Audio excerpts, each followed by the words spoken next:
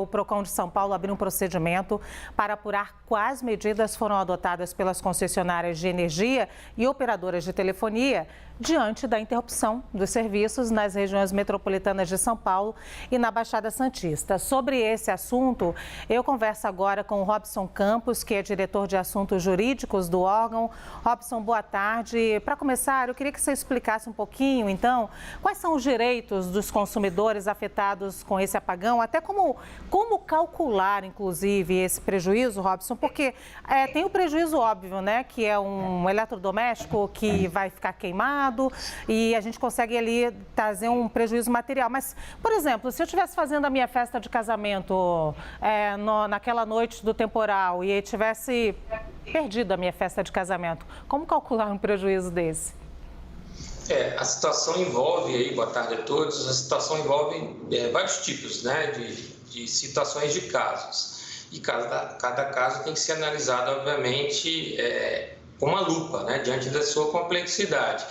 Garantido o acesso à justiça, a reparação de danos, mas no caso em específico aqui, eu gostaria de destacar que o Procon São Paulo, né, notificou, reiterando o que foi anunciado, todas as concessionárias do Estado e no prazo de 24 horas para que elas prestem esclarecimentos e informações quanto aos fatos, número de consumidores afetados, os planos de contingências e, em especial, as ações preventivas para que não ocorra novamente essa situação de morosidade, por exemplo, na religação das energias. O que o Código do Consumidor traz ali para o consumidor de garantias e como deve ser a postura do próprio consumidor diante desse prejuízo? É importante separar que nós temos as situações que envolvem o consumidor nos termos do Código e temos os comerciantes, obviamente, que é um outro tratamento.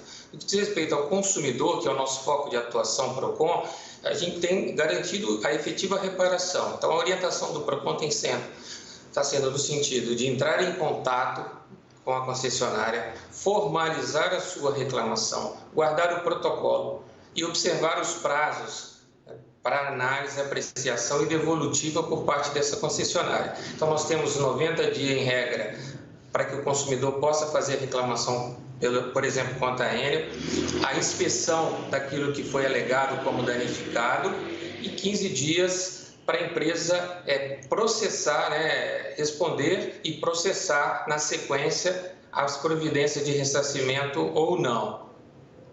Como eu posso, como consumidora, juntar ali provas do que eu vou precisar apresentar, então, em um futuro momento? O que eu devo fazer? São válidas as fotografias, filmes, notas fiscais, sempre que possível, né, juntar todos os documentos necessários para formalizar essa solicitação. Primeiramente, perante a empresa, a concessionária responsável, e, num segundo momento, procurar os órgãos de defesa do consumidor. E destacando sempre que a mediação, nesse caso, é mais ágil e mais eficaz, havendo um compromisso social, responsabilidade das empresas envolvidas em reparar os danos dos consumidores, o custo para a sociedade, o custo social vai ser muito mais benéfico. Se eu não tenho costume, por exemplo, eu tive lá a minha geladeira, a minha televisão queimada, e se eu não tenho costume de ter uma nota fiscal, por exemplo, ou a geladeira antiga, joguei fora, eu vou ser prejudicada? Vou ter esse tipo de prejuízo? Inclusive, a resolução da ANEEL, ela traz, inclusive, as situações, o passo a passo de como se deve fazer para reivindicar, para solicitar uma reparação. Então, há essa previsão normativa, né, pela ausência ou pela recarga ao ligar a energia, bem como o próprio Código de Defesa do Consumidor, que esse sim é o principal instrumento de proteção nessa situação. Tem localidade em São Paulo que está sem energia até agora. Uma ação coletiva seria mais eficiente nesse caso para essa localidade, os moradores se juntarem e tentarem uma ação coletiva? São frentes que estão sendo realizadas e tratadas pelo Estado de São Paulo, se buscar composição coletiva, um acordo coletivo, sem prejuízo, obviamente, das reivindicações, das solicitações individualizadas, conforme caso a caso, devidamente comprovado. Muito bem, a gente conversou com o Robson Campos, ele é diretor de assuntos jurídicos do Procon. Te agradeço muito, Robson, por essa ajuda aqui no Brasil Meio Dia. Nós é que agradecemos. Boa tarde.